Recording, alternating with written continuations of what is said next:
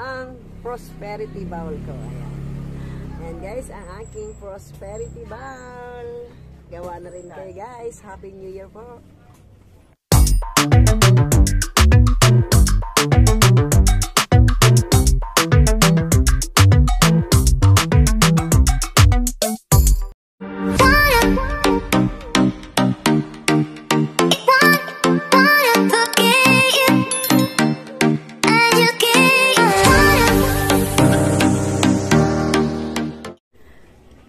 Hello guys, welcome back to my channel. Happy New Year guys! Happy New Year! Ayan. Salubungin natin ang 2024 ng masaya para masaya ang ating buong isang taon. Naman yan. At syempre, hindi lalagpas ang New Year kung wala tayong pampaswerte. At yan, isa nating kaugalian o tradisyon ang magkaroon ng pampaswerte. At syempre, additional na ang mga natutunan natin sa mga Chinese, di ba? So, ano-ano nga ba ang mga pampaswerte? As I know guys, yung mga alam ko lang na pwedeng mga pampaswerte ay, ayan, yung mga nakikita ko at syempre yung nalalaman ko mula nung ako'y nagkaisip. Katulad po syempre ng mga ayan, yung mga bigas, yung mga prosperity bowl. At yun nga po ang gagawin natin ngayon. At yung mga bagay o mga prutas na kung ano-ano nga ba ang pwedeng pampaswerte sa bagong taon para ang ating buhay ng buong taon ay masagana at may abundance. So, para po sa akin ito nakikita ko, ayan, syempre ang bigas, cotton, coins, pera o buo o coins, chocolate coins, yung mga bilog-bilog, syempre prutas. Ayan, may munggo, pwede rin po, sugar and candies, at syempre po ang dahon ng laurel, which is wala ako ngayon guys. I'm so sorry, pero hindi pa naman ngayon may bukas pa tayo, kaya ako'y sure ako'y magpapabili rin. At yan po ay isang napakaganda po rin po pang prosperity ang dahon ng laurel na akala ng iba lang ay pampasarap lang niya ng adobo o kay mga ibang niluluto natin. So hindi po, ayan, syempre at isa pa po ay ang asin na makapangyarihan na pampaswerte at hirap makagawa ng dito guys. At syempre ayan, kasama din po ang luya guys. At may nakita din po ako na pwede ang gabi.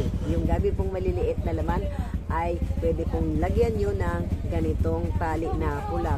It's up to you po kung tela or ribbon ang gagawin nyo na pang tali dito. At syempre, ang itlog nga pala guys. Ayan, nabanggit ko na nga ata din ang bulak kanina.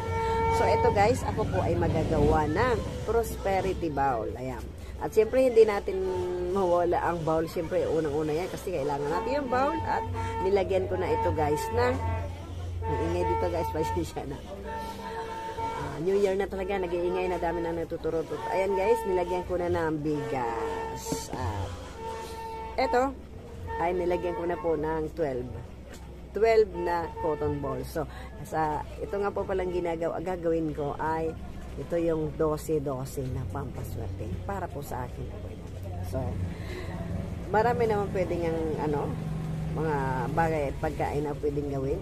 Nasa diskarte nyo lang po kung ano o nasa style nyo kung ano ang pwede nyo i-style sa bowl or kung sa ano ang pwede nyo lagayan ng mga pampaswerte. At ito nga, at baka mabasag lang aking itlog guys. Ayan, naglagay ako ng bulak na 12 pieces sa aking bowl, and then of course yung bigas natin, it's up to you kung malagkit po o hindi. Natural na bigas. And then eto pong itlog, ayan, ito guys ay ayan, ilalagay ko ng ganyan sa mapalibot ng ating bowl. Ayan, ito po ay 12. So ayan, may nabibili po tayo, normal na tayong may nabibili na itlog na may dumi. So since ako ay nandito sa tindahan, hindi ako makakapaghugas ng itlog. So mamayang gabi ako ay lilinisin ko po ito. Katulad nito. Ayan, ayan, may dumi di po ba? Ayan. Ito na guys. Ayan, ganyan lang.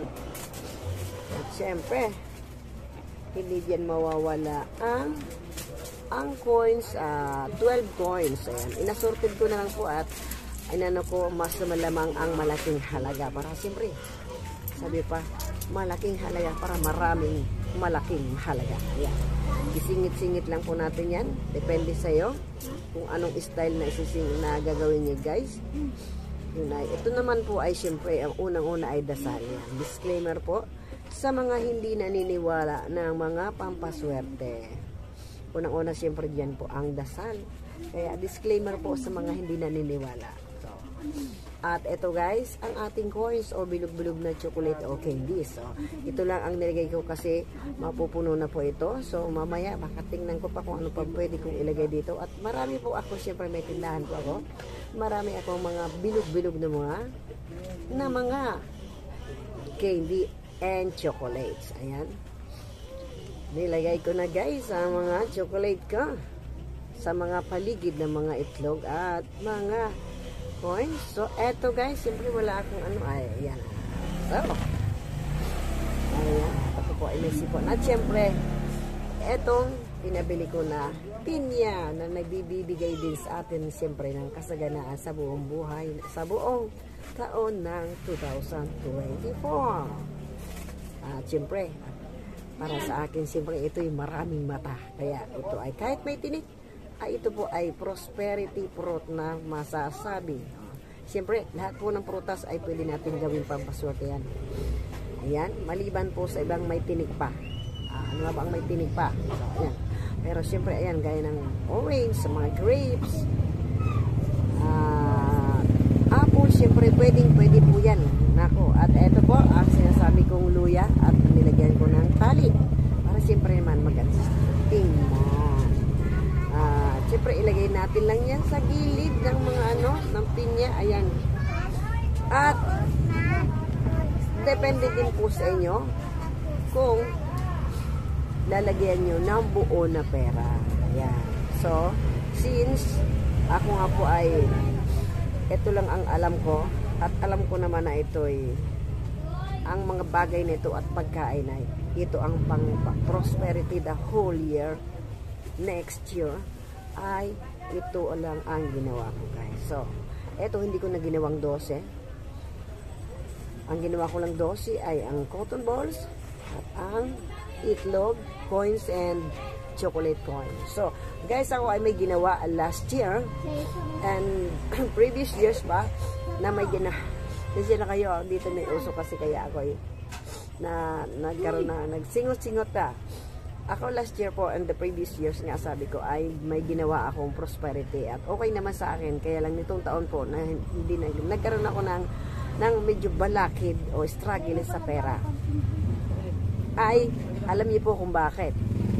Kahit po tayo naniniwala sa mga prosperity na ganito o mga pampaswerte, kahit hindi sa pangbagong taon o mga pampaswerte natin sa buhay, ay pag meron tayong bad vibes po sa bahay, ay hindi rin po mag-effect ang ating mga pampaswerte. Gaya po ng ano nga ba ang pwedeng bad vibes sa bahay natin. Siyempre yung mga basura at yung mga hindi natin na kailangan ng mga sirang gamit. Yun nga po, gaya ng naibrag ko ng mga previous vlog ko, videos, ay nandun po yung mga kailangan nating alisin sa bahay natin bago magpalit ang bagong taon. Kaya ayan, kailangan po talaga maglinis tayo ng bahay. Kaya ako, inaamin ko po, kaya ako nagkaroon ng mga struggle nitong year na to ay gawa na ako nga po ay palibhasa ay solo ako sa buhay. Ngayon ako nagkaroon ng kasama ay ngayon ko lang napalinis ang bahay, napaalis ko na yung mga hindi ko na kailangan at hindi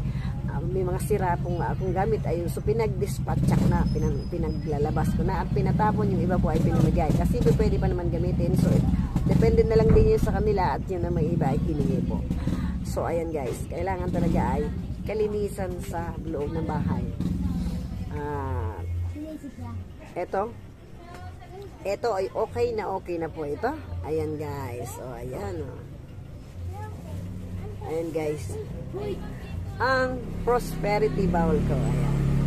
Ayan guys, ang aking prosperity bowl. Gawa na rin kayo guys. Happy New Year po.